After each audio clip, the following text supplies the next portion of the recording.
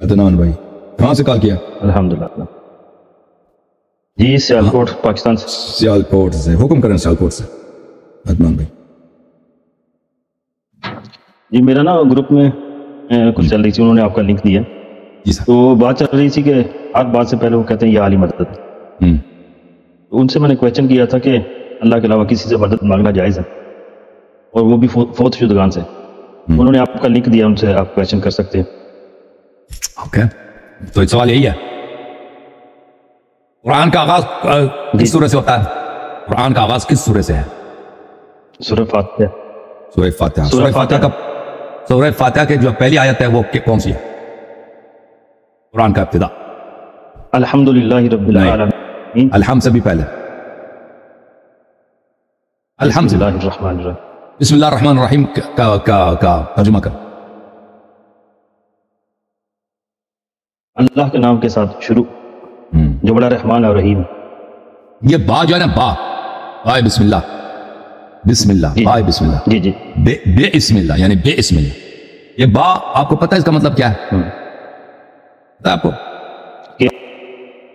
یہ اکثر مفسرین کے پاس آپ جائیں نہیں, یہ ساتھ کے نہیں ہے. یہ ساتھ بھی ترجمہ درست ہے, لیکن اس کا جو عربی زبان میں جو ترجمہ ہوتا ہے استعانت کے لیے, مدد کے لینے کے لیے, مدد کے لیے. ساتھ بھی جو ہے نا بسم اللہ, اللہ کے نام سے مدد لیتے ہوئے. اور آپ کو پتہ ہے قرآن کا جو آغاز ہے وہ اس طرح نہیں کہ اللہ سے مدد لیتے ہوئے, اللہ کے نام سے مدد لیتے ہوئے. اللہ اور اللہ کے نام میں فرق ہے, پتہ ہے نا آپ کو؟ جیسے آپ ہیں نا, جی جی, اب جیسے آپ ہیں اور آپ کے نام میں فرق ہے. ابھی آپ کا نام عدنان صاحب ہے, آپ کا یہ جو محمد عدنان, یہ جو اسم کیا, یہ تو اسم تو حروف ہے, میم ہا میم دال عین دال نون الف نا نون. وہ آپ حروف تو نہیں ہے نا. میں بھی لکھتا ہوں محمد عدنان میرے پاس, میں نے محمد عدنان کو جلا دیا, لکھ کے میں نے جلا دیا. میں نے آپ کو تو نہیں جلایا نا, وہ آپ تو نہیں. تو قرآن مجید کے آغاز میں تقریباً اکثر مفسرین, اگر میں نے کہوں سب, یہ جو کہنا کہ یہ با جو الساق کے لیے ہوتا ہے, یہ جو لوگ عربی جانتے ہیں نحو جانتے ہیں, با بسم اللہ کا مطلب کیا ہے, استعانہ ہے یا الساق ہے؟ وہ الساق کہنے والے کم ہیں, اکثر یہی کہتے ہیں کہ با استعانہ کے لیے, مدد کے لیے. مدد جو لیا جاتا ہے غیر اللہ سے. قرآن کا آغاز یہ, کیونکہ اسم غیر مسمى سے غیر ہے, اسم مسمى دونوں ایک نہیں ہے. اللہ کے تو کتنے اسماء, وَلِلَّهِ الْأَسْمَاءُ الْحُسْنَى, سب اچھے نام ہیں اللہ کے لیے. اللہ کے کتنے, اللہ خود ایک ہے, ذات ہے. اس ذات کا وہ اصل جو ذات ہے وہ حروف نہیں ہے. لیکن آپ جب قرآن کا آغاز کرتے ہیں تو قرآن کا آغاز کس سے کرتے ہیں؟ سامنے والے شخص سے کرتے ہو؟ نہیں.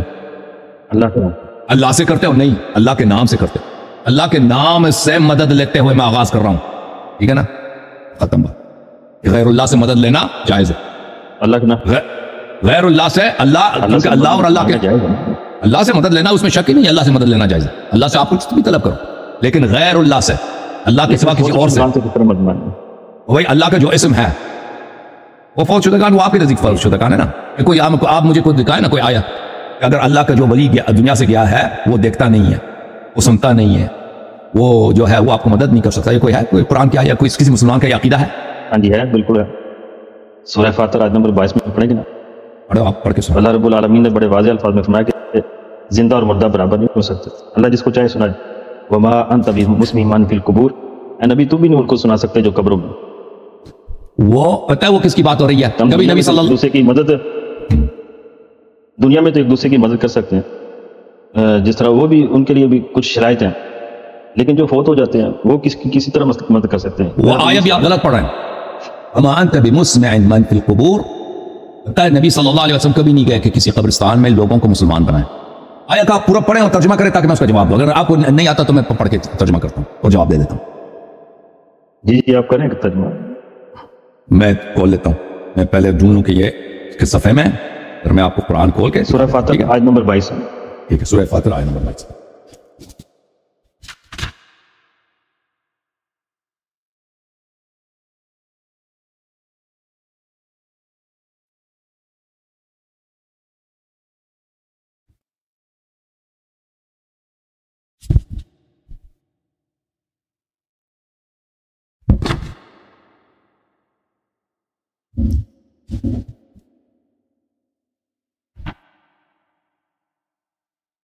تو یہ بھائی صاحب سمجھتے ہیں کہ آیت میں لکھا ہے کہ دنیا سے جو جاتا ہے وہ دیکھتا نہیں ہے, وہ سنتا نہیں ہے, اور وہ بالکل ختم ہے. آپ کا کیا عقیدہ ہے جو لوگ قبروں میں دیکھتے سنتے نہیں ہیں.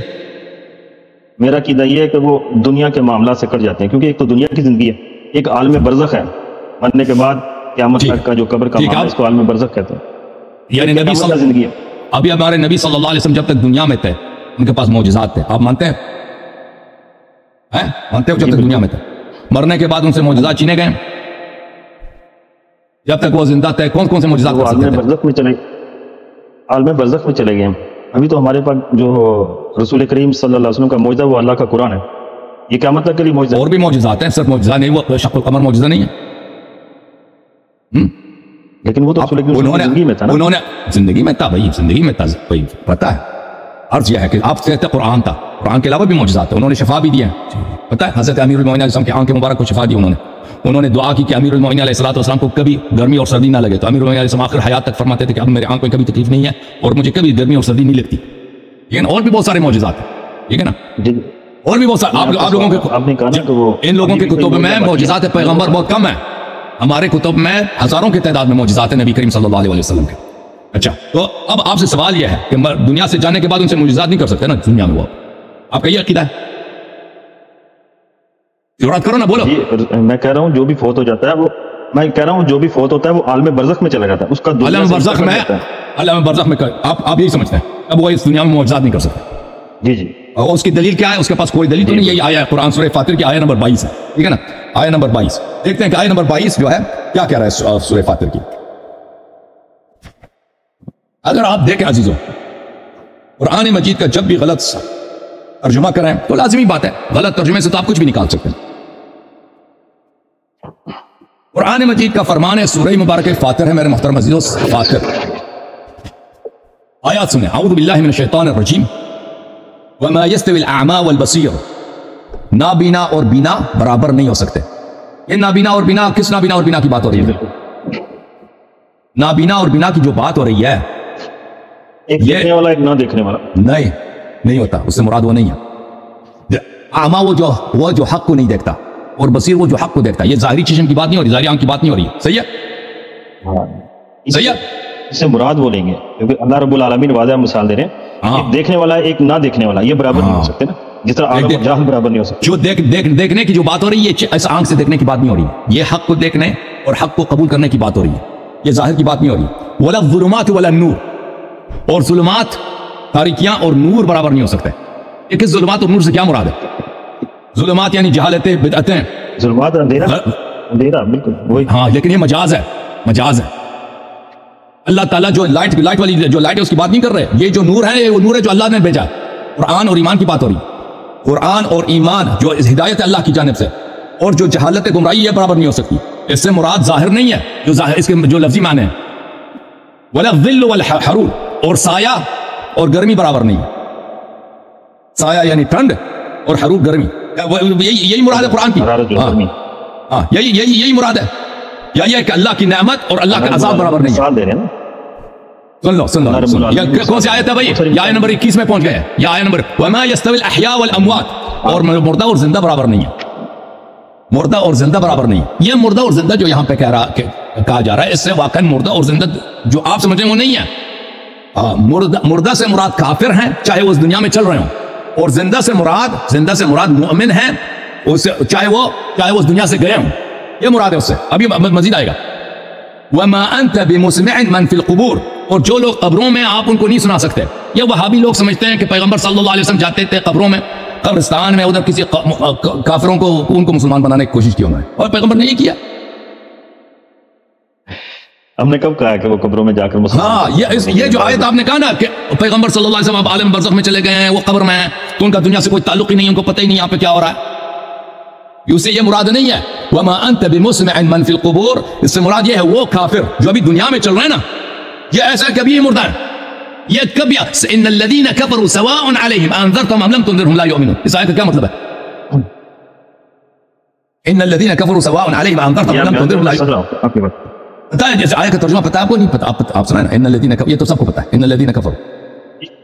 آپ بات بھی کریں، میں انشاءاللہ آپ کو آپ ترجمہ کریں نا، مجھے پتہ چلے کہ آپ کو آتا ہے. ترجمہ کریں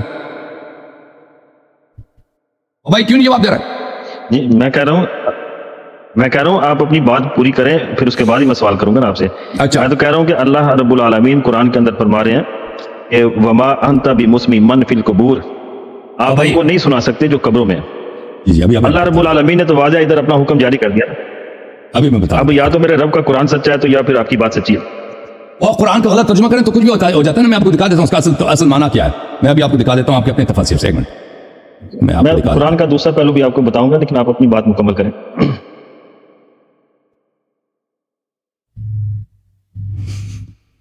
میری آواز آ رہی ہے؟ آ رہی آواز آپ کیا آ رہی؟ ان وما انت بمسمع من فی القبور، اس کا مطلب یہ نہیں ہے کہ قبر میں جو لوگ ہیں وہ نہیں سنتے. میں آپ کو کچھ بخاری کہوں گی، بخاری میں آپ کو دکھا دیتا ہوں کہ آپ قبروں میں، اس کا مطلب یہ نہیں ہے کہ قبروں میں کوئی سن نہیں سکتا. میں آپ کو بخاری کی ایک روایت دکھا دوں. آیا کا مطلب یہ نہیں ہے. یہ کافر کو اللہ تعالیٰ نے کہا ہے، جیسے کہ کافر کو اللہ تعالیٰ نے نابینا کہا ہے، کافر کو اللہ تعالیٰ نے ظلمات میں رہنے والا شخص کہا ہے، گرمی میں رہنے والا شخص کہا ہے.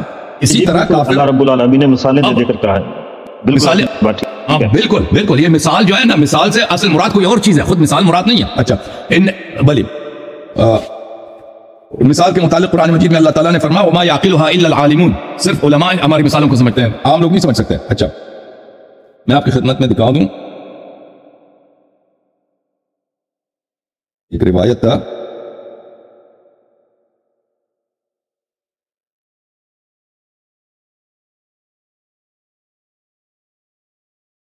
ایک منٹ میں روایت مجھے سرچ کرنا پڑے گا. ایک منٹ معافی چاہتا ہوں. کوئی بات بخاری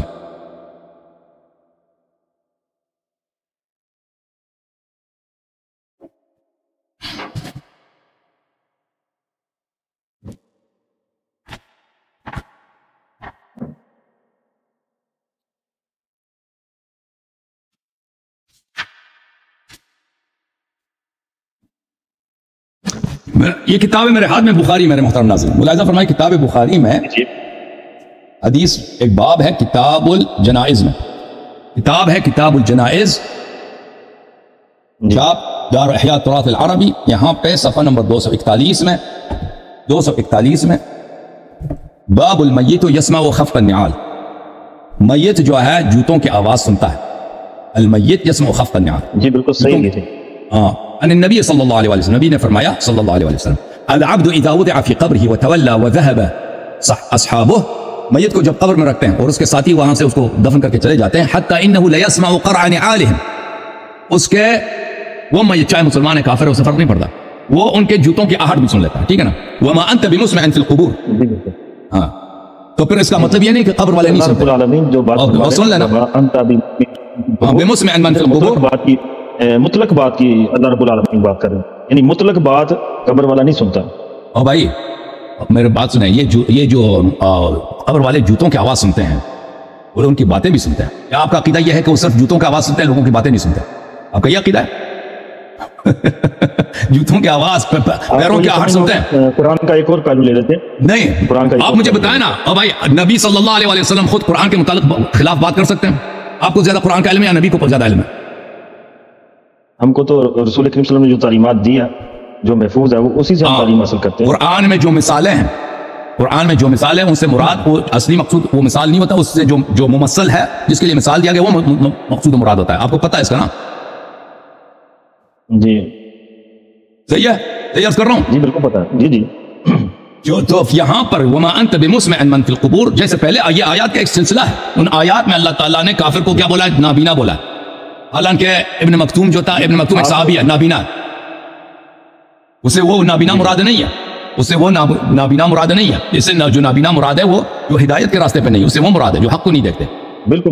اسی طرح وما انت بمسمع من فی القبور، آپ قبر والوں کو نہیں سنا سکتے. اس کا مطلب یہ نہیں ہے کہ نبی صلی اللہ علیہ وسلم جاتے تھے تو قبروں میں قبر والوں کو مسلمان کرنے کی کوشش کرتے تھے. یہ کوئی اس کا ترجمہ نہیں ہے. کوئی اس کا مطلب یہ ہے کہ جو کافر ہیں، ایک اور پہلو لیں گے نا، نہیں اجازت ہے، کافر. اور آپ آیت نمبر 13-14 بھی دیکھ لیں. اس کا آیت نمبر 13-14 جی والذین تدعون من دونہ، اللہ کو چھوڑ کر جنہیں تم پکارتے ہو وہ ایک تنکے کے بھی مالک نہیں. اگر انہیں پکارو تو وہ تمہاری دعائیں سن نہیں سکتے. یہ اللہ رب العالمین نے بڑے واضح الفاظ میں اگر سن لیں، میرا رب فرماتا ہے اگر سن لیں تو ان کا جواب بھی نہیں دے سکتے، اور قیامت کے روز وہ تمہارے شرک کا انکار کر دیں گے. یعنی اللہ رب العالمین نے اس کو شرک قرار دیا کہ آپ اللہ کو چھوڑ کر جن قبر والوں کو پکاریں گے، یہ تو شرک ہے۔ حقیقت حال کی ایسی صحیح خبر اللہ رب العالمین فرماتے ہیں تمہیں ایک خبردار کے سوا کوئی دے ہی نہیں سکتا۔ اس کس سورہ کی بات کر رہے ہیں؟ سورہ فاطر یہی صورت ہے، آیت نمبر 13 اور 14 سورہ فاطر۔ آپ پڑھیں نا آیت تو پڑھیں، میں ان الذین تدعون من دون اللہ عباد امثالکم، یہ وہ آیت ہے۔ والذین تدعون من دونہ ما یملکون من قطمیر، اللہ کو چھوڑ کر جنہیں تم پکارتے ہو وہ ایک قطمیر کے بھی مالک نہیں، اگر انہیں پکارو تو وہ تمہاری دعائیں سن نہیں سکتے، اگر سن لیں تو وہ ان کا جواب نہیں دے سکتے، اور قیامت کے روز وہ تمہارے شرک کا انکار کر دیں گے۔ حقیقت حال کی ایسی صحیح خبر تمہیں ایک خبردار کے سوا کوئی دے ہی نہیں سکتا۔ تو اگر قرآن کا آپ غلط ترجمہ کریں اس میں شیعوں کا قصور ہے؟ عدنان بھائی آپ صحیح ترجمہ کر دیں جی۔ وَيَوْمَ الْقِيَامَةِ يَكْفُرُونَ بِشِرْكِكُمْ، جی اگر قرآن کا ترجمہ غلط کریں اس میں شیعوں کا قصور ہے۔ ان الذین تدعون من دون اللہ، میں تو طالب علم ہوں، آپ سے علم حاصل کرنے کے لیے بیٹھا ہوں، میں تو سر آپ سے پوچھ رہا ہوں۔ دیکھیں یہ دیکھیں میرے محترم، یہ آیات تو اللہ نے نازل کی ہے نبی صلی اللہ علیہ وسلم پر۔ آپ طالب علم ہونے کے ناطے میں آپ سے عرض کر رہا ہوں اور دوسرے جو سن رہے ہیں ان کو کہ دیکھیں یہ آیات یہ 8ویں صدی میں ابن تیمیہ پہ نازل نہیں ہوئی، یہ آیات حضرت محمد مصطفیٰ صلی اللہ علیہ وسلم پہ نازل ہوئی ہیں، اور یہ آیات مسلمانوں کے درمیان تھیں، مسلمانوں کے درمیان یہ سب آیات موجود تھی اور سب مسلمان اس کی تلاوت کرتے تھے، اور 7-8 صدیاں گزر گئی ہیں پھر ابن تیمیہ آیا۔ ان صدیوں میں بہت بڑے علماء گزرے ہیں، شیعہ میں، غیر شیعہ میں، اہل بیت علیہ السلام میں، صحابہ میں، بڑے بڑے علماء جن کو عربی اچھی طرح آتی تھی اور جن کا کام تفسیر تھا، جنہوں نے تفاسیر لکھی ہیں، ان میں سے کسی نے یہ نہیں کہا کہ غیر اللہ کو پکارنا شرک ہے۔ محمد عدنان بھائی آپ فریز ہو گئے، کسی نے نہیں کہا۔ یہ ابن تیمیہ 8ویں صدی میں آیا ہے، نہیں آ رہے ہیں مجھے تھوڑی آواز ٹھیک ہے۔ ابن تیمیہ 8ویں صدی میں آیا ہے تو اس نے سب مسلمانوں کو مشرک کہا۔ پہلی بات آپ کو سوچنے کے لیے ہے کہ ابن تیمیہ سے پہلے کیوں کسی نے نہیں کہا کہ یہ غیر اللہ کو پکارنا شرک ہے؟ ٹھیک ہے نا، آیات تو موجود تھی، وہ لوگ بیوقوف بھی نہیں تھے، جاہل بھی نہیں تھے، انہوں نے قرآن کی تفاسیر لکھی ہیں، قرآن کی آیات کو بار بار غور اور تدبر سے اس کے ساتھ پڑھی ہیں، تو ان میں سے کسی نے کیوں نہیں کہا یہ آیات شرک ہے؟ ابن تیمیہ آیا اور اس نے سب کو مشرک بنا دیا۔ اچھا میرا ایک معصومانہ سا سوال ہے، یہ میرا ایک معصومانہ سوال ہے۔ جی سر۔ اللہ رب العالمین نے قرآن میں تقریباً 70 کے قریب دعائیں سکھائیں، رسول کریم صلی اللہ علیہ وآلہ وسلم نے اور سوال ہے 700 کے قریب دعائیں سکھائیں، ساری کی ساری اللہم ربنا اللہم ربنا، کیا رب کو پکارنے سے بھائی دیکھیں یہ آیات سب یہ آیات موجود تھی، تو آپ نے کبھی نہیں سوچا کہ ابن تیمیہ سے پہلے کیوں لوگ اس کو شرک نہیں سمجھتے تھے؟ وہ سب بیوقوف تھے، صلی اللہ علیہ وسلم بھی شرک سمجھتے نہیں شرک سمجھتے تھے۔ کوئی ایک حدیث دکھاؤ کہ پیغمبر صلی اللہ علیہ وسلم نے کہا ہو کہ غیر اللہ سے مدد لینا شرک ہے۔ ایک صحابی کا قول دکھاؤ مجھے، ایک تابعی کا قول مجھے دکھاؤ اپنی کتابوں سے۔ میں حدیث بالکل آپ کو دکھاؤں گا، ابھی دکھاؤں گا۔ اللہ رب العالمین قرآن میں فرماتے ہیں وقال ربکم، نہیں تم سے کہتا ہے بھائی آیات سب مجھے پکارو میں تمہاری دعا۔ بھائی آیات موجود تھی، یہ آیات کا غلط ترجمہ کرو گے جو آپ کے ذہن میں وہابیت والے تو لازمی بات ہے اس سے شرک لازم آئے گا، غیر اللہ کو پکارو شرک ہے۔ آپ کو میں پکچر سینڈ کر دیتا ہوں آیات، اور بھائی عرض یہ ہے کہ ان آیات کے اور بھی معانی ہیں، اس آیات کا آپ صحیح ترجمہ بھی کر سکتے ہیں، غلط ترجمہ بھی کر سکتے ہیں۔ ایک وہ ترجمہ ہے جس پہ سب کا اجماع ہے، ایک وہ ترجمہ ہے جو ابن تیمیہ کا ہے، جو ابن تیمیہ ہاں کس طرح غلط ترجمہ ہوگا وہ میرے پاس آ جاؤ نا، یہ آیا یہ ہے جو آیات آپ نے پڑھی ہے سورہ فاتحہ، میرے اسکرین کی طرف دیکھو کس طرح غلط ترجمہ دیکھو۔ جی میں دیکھ رہا ہوں۔ ان الذین تدعون من دون اللہ ما یملکون من قطمیر، قطمیر ہوتا ہے وہ کھجور کا جو دانہ ہوتا ہے اس میں جو دانے کا اندر، ہاں وہ جو لوگ آپ اللہ کے علاوہ تدعونا سے کیا مراد ہے میرے محترم ناظرین؟ ہم بار بار کہہ چکے ہیں کہ تدعونا کا عربی زبان میں 2 معانی ہیں، ایک معنی ہے پکارنا، لیکن یہ واحد معنی نہیں، دوسرا معنی بھی ہے اس کا عبادت کرنا، یہ ایک مشترک لفظی، یہ 2 مختلف معانی میں مشترک لفظی مثلا ان شخص کا نام ہے محمد عدنان، اب محمد عدنان والے پاکستان میں کتنے؟ ہزاروں کی تعداد میں۔ محمد عدنان کوئی چور بھی ہو سکتا ہے، محمد عدنان کوئی کروڑ پتی بھی ہو سکتا ہے، تو کیوں کہ یہ ان کا نام بھی محمد عدنان ہے اس کا مطلب ہے کہ یہ چور ہیں یا یہ کروڑ پتی ہیں؟ نہیں، جب ایک لفظ مختلف معانی میں مشترک ہوتا ہے تو آپ کو دیکھنا ہوگا کہ یہ یہاں پہ کس معنوں میں استعمال ہوا ہے، اور آپ بغیر قرینہ کے ادعا نہیں کر سکتے کہ یہ اس معنی میں استعمال ہوا، اس معنی میں استعمال نہیں ہوا، ٹھیک ہے نا؟ آپ اس کو پکارنے کے معنوں میں لیتے ہیں، ہم جاتے ہیں اپنے کتب میں، اپنے احادیث میں صحابہ نے اس کا کیسا تفسیر کیا ہے، اور بھائی صحابہ قرآن جانتے تھے بہتر، آپ بہتر جانتے ہیں، میری طرف دیکھیں محمد عدنان۔ جی میں آپ کی طرف دیکھوں صحابہ بہتر قرآن جانتے تھے یا ابن تیمیہ اور آپ بہتر جانتے ہیں؟ صحابہ کیونکہ صحابہ کے استاد تو کریم صلی اللہ علیہ وسلم ہیں، میرے نبی کے استاد اللہ رب العالمین ہے۔ اللہ کو انہوں نے استاد بنا دیا۔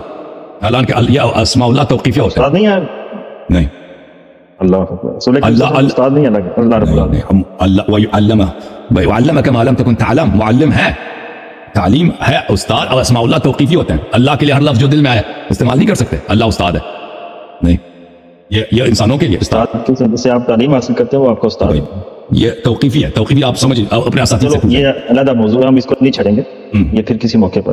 آج صرف دعا، یہ کتاب ہے تنویر المقباس من تفسیر ابن عباس، جمعہ مجد الدین محمد بن یعقوب الفیروزآبادی صاحب القاموس المحیط، متوفى سنہ 817۔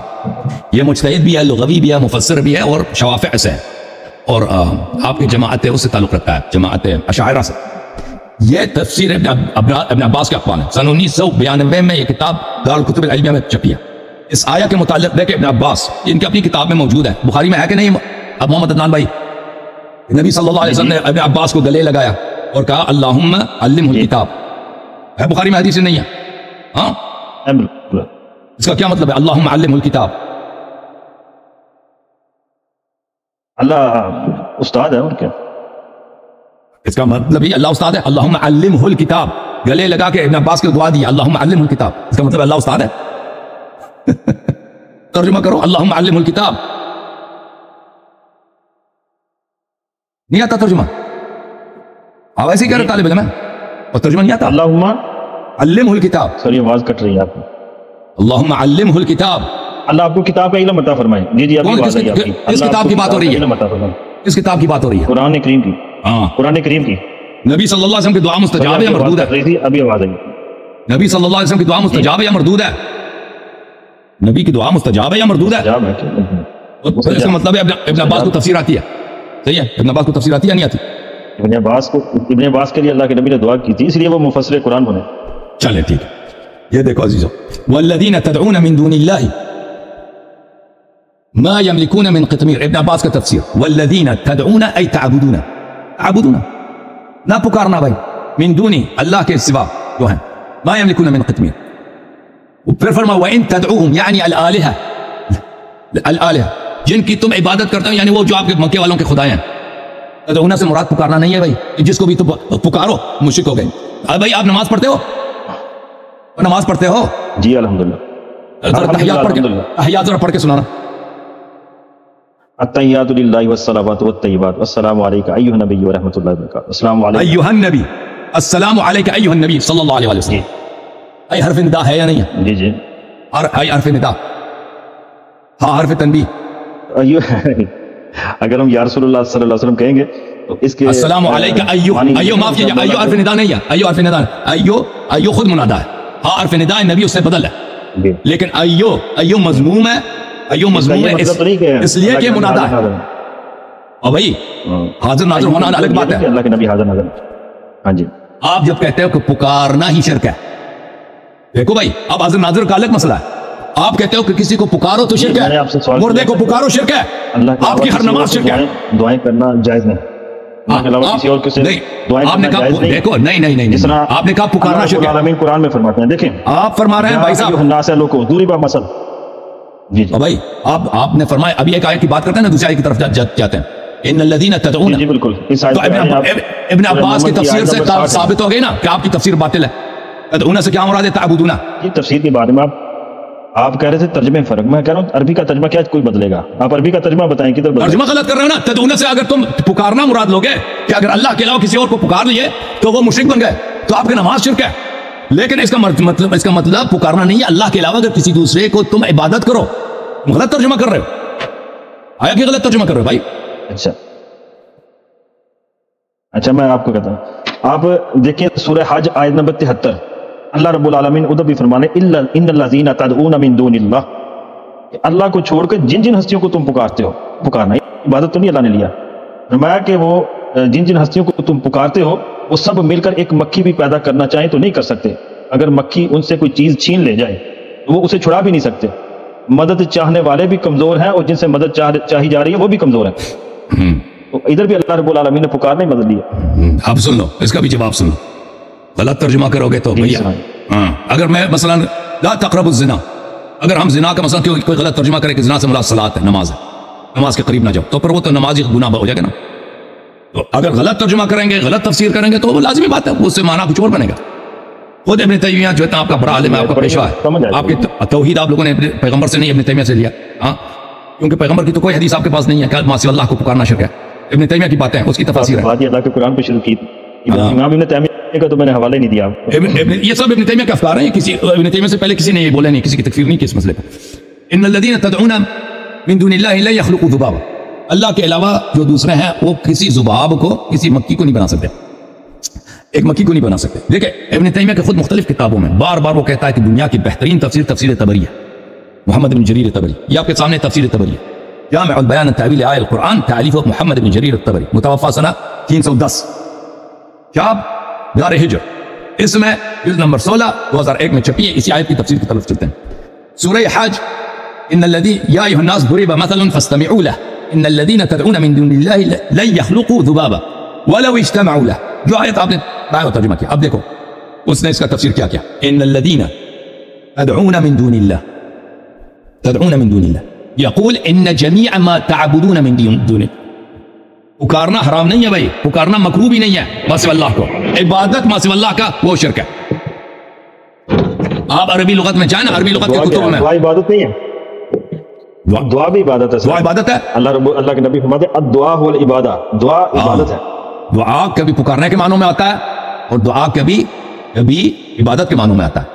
پکارنے کے معنوں میں رب انی دعوت قومی لیلا ونہارا فلم یزدہم دعائی الا فرارا، یہاں پہ صرف پکارنے کے معنوں میں، صرف پکارنے کے معنوں میں، اور دوسرے مقامات پہ عبادت کے معنوں میں.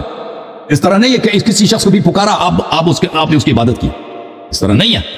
اگر دعا بات ہی نہیں میں نے کی نا، میں تو کہہ رہا ہوں ایک فوت شدگان کو آپ دعا کے لیے پکارے ہیں، کس طرح آپ خود فوت شدہ کو پکار رہے ہیں. بھائی ایھا النبی کو پکارے نہیں ہے، السلام علیکہ ایھا النبی نہیں، یہ ندا نہیں ہے، السلام علیکہ ایھا النبی. اللہ رب العالمین سے کہہ رہے ہیں ان کے اوپر سلامتی نازل فرما. السلام علیکہ ایھا النبی، آپ کو نحو نہیں آتی؟ ایھا منادا یہاں پہ اللہ کو کہہ رہے ہیں نا، السلام آپ پر ہو اے نبی. اس کو خطاب کس سے ہے، ندا کس سے ہے؟ اللہ رب العالمین سے. نہیں جھوٹ کہہ رہے ہیں. آپ جب پر ہو شروع کریں گے نا السلام، ٹھیک ہے عربی زبان میں اس کو التفات کہتے ہیں. عربی زبان میں آپ نے بلاغت پڑھی ہے، التفات کس کو بولتے ہیں؟ اور بھائی خطاب کس سے؟ السلام علیکہ ایھا النبی. خطاب مخاطب کون ہے یہاں پر؟ آپ جب شروع اللہ رب العالمین سے مخاطب ہے. اس کو کہتے ہیں مکابرہ. اس کو کہتے ہیں نا آنکھ میں آنکھ ڈال کے کہہ دینا کہ یہ دن نہیں یہ رات ہے، اس کو کہتے ہیں مکابرہ. خطاب کس سے؟ السلام علیکم ایھا النبی. ترجمہ کرو ذرا. سر اللہ رب العالمین سے خطاب. نماز جب حضرت علی علیہ السلام نے فرمایا اللہ کے ناموں میں سے ایک نام نبی ہے. اللہ کو انہوں نے آج استاد بھی بنا دیا شیعوں کی ضد میں، اور اللہ کو نبی بھی بنا دیا. سر ہمیں موقع دے تھوڑا سا. حضرت علی علیہ السلام نے فرمایا کہ جب میرا دل کرتا ہے نا میں اللہ سے باتیں کروں تو میں اللہ کا قرآن پڑھتا ہوں. جب میرا دل کرتا ہے اللہ مجھ سے باتیں کرے میں اللہ کی نماز پڑھتا ہوں. تو میرا کہنے کا مطلب یہ ہے کہ نماز جب پڑھتا ہے وہ اللہ کے ساتھ کام کلام ہے نا، بندہ اللہ کے ساتھ رابطے میں. اسی نماز میں نبی سے بھی کلام ہے، اسی نماز میں نبی سے بھی کلام ہے. عرض یہی ہے نبی سے کلام ہے. اللہم صلی علی محمد و علی محمد. ہم اللہ سے دعا کر رہے ہیں یہ السلام علیکہ، السلام علیکہ ایھا النبی. بھائی وہ قرآن میں جو بقیہ چیزیں ہیں وہ اللہ سے خطاب ہے، وہ مجھے پتا ہے، لیکن یہ فقرہ نبی سے خطاب ہے. کیوں آپ سب کے سامنے بدیہیات کا انکار کر رہے ہیں؟ میں نہیں کہتا کہ نماز میں سب جگہ نبی سے خطاب ہے، لیکن یہ فقرہ آپ خود کوئی بھی شخص اس کا تو ترجمہ سب کو آتا ہے. آپ ترجمے کا انکار بھی کریں نا، ترجمہ اس کا سب کو آتا ہے. السلام، سلامتی تجھ پر ہو، سلامتی تجھ پر ہو اے نبی. مخاطب نہیں ہے نماز میں.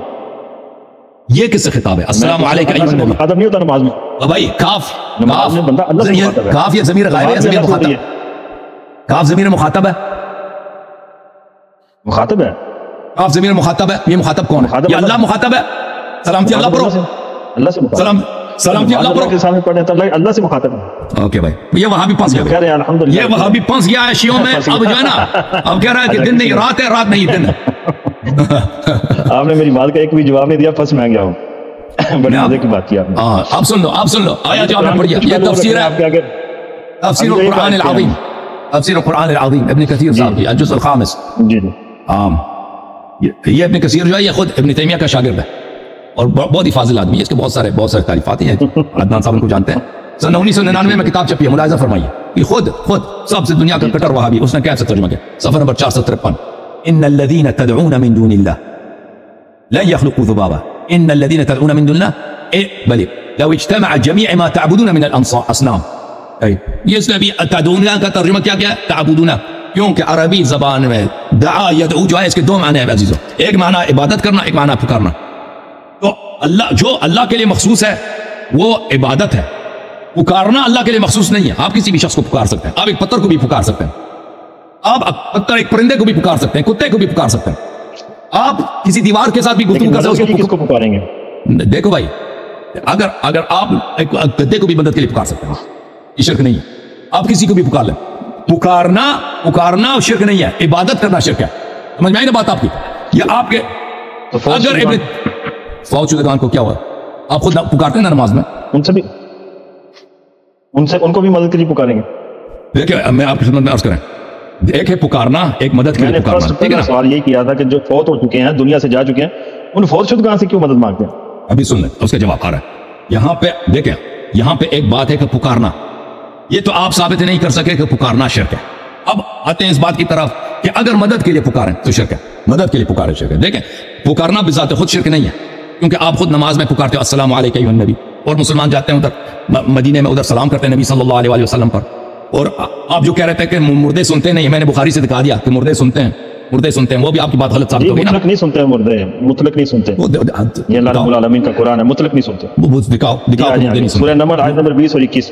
جی سورہ نمل آیت نمبر 20 اور 21 اللہ رب العالمین فرماتے ہیں وہ لوگ. اچھا ہاں، یہاں پہ دو باتیں میرے عزیز، ایک ہے پکارنا، ایک مدد لینا. ٹھیک ہے، مدد کے لیے پکارنا، یہ ابھی تک ثابت نہیں کر سکتے کہ پکارنا جو ہے یہ حرام ہے، یہ شرک تو دور کی بات ہے.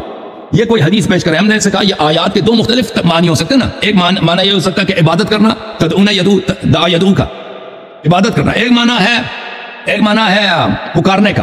ہم نے ان سے کہا، عرض یہ کیا تھا کہ کوئی حدیث دکھائیں، صحابی کا کوئی قول دکھائیں، کسی بھی کا دکھائیں، ابن تیمیہ سے پہلے کہ اس نے کہا کہ ماشاء اللہ کو پکارنا حرام ہے، عبادت کرنا بلا شک سب کا اجماع حرام ہے، پکارنا حرام. ہمارا موضوع دعا چل رہا ہے. اللہ کے نبی حضرت محمد دعا کے دو معنی میرے پاس دعا کے دو معنی حدیث پیش کرنے لگا جی، حدیث پیش کرنے لگا میں. اللہ کے نبی حضرت محمد کریم صلی اللہ علیہ وسلم الدعاء والعبادہ، دعا ہی عبادت ہے. اور ہمارا پہلا جو اسلام قبول کرنے کے بعد جو لفظ ہوتا ہے وہ لا الہ الا اللہ، اللہ کے علاوہ کوئی بھی معبود نہیں، کوئی عبادت کے لائق نہیں. دعا جب عبادت ہے تو اللہ کے علاوہ کسی سے دعا کرنی جائز ہی نہیں.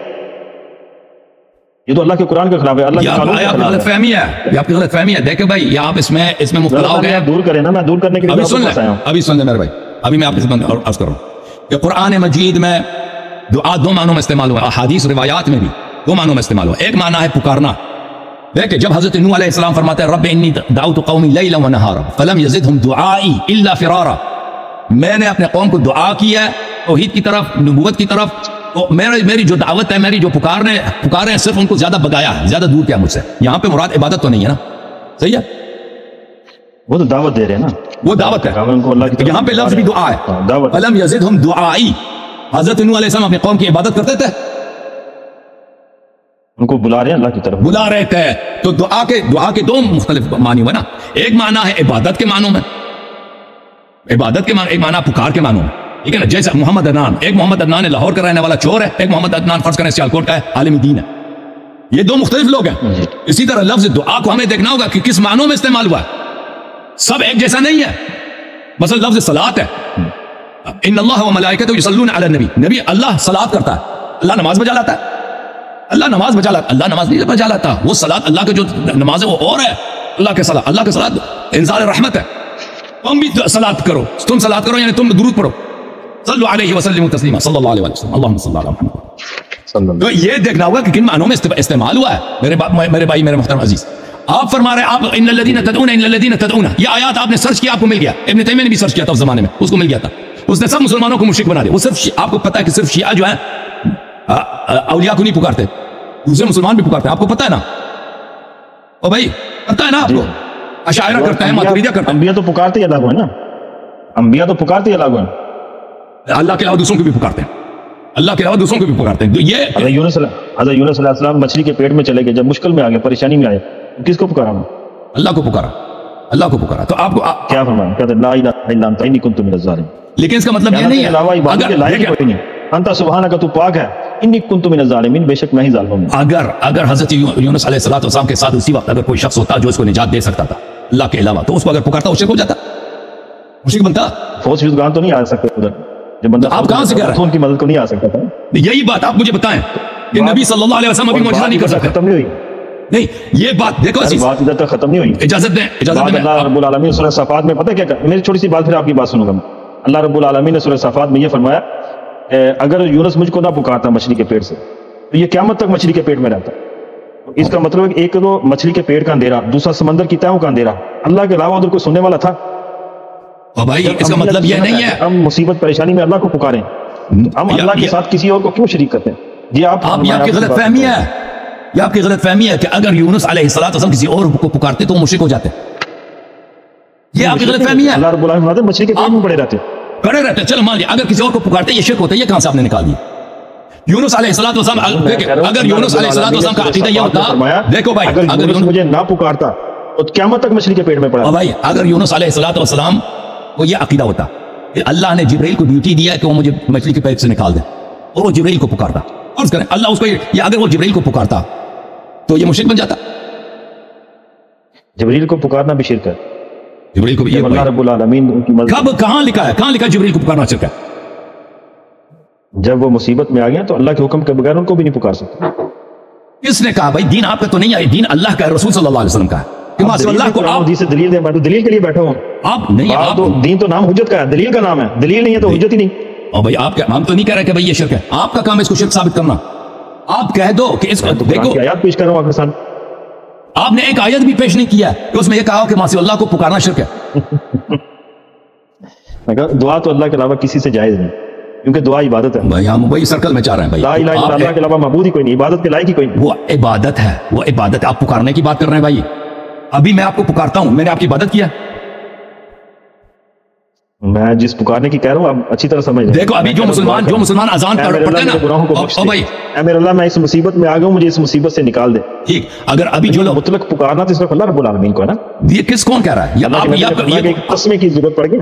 او بھائی آپ کو تسمے کی ضرورت پڑ گئی، وہ بھی اللہ سے پکارنا ہے. اس کے اسباب میرا رب پیدا خود وہ خود ایک منٹ مجھے بتائیں. ابھی اتنے مسلمان جو اذان سے پہلے کہتے ہیں صلی اللہ علیہ یا رسول اللہ وسلم علیہ یا حبیب اللہ، یہ آپ کے پاکستان کے مختلف میناروں سے آواز آتی ہے صبح وہ اذان کے وقت وغیرہ.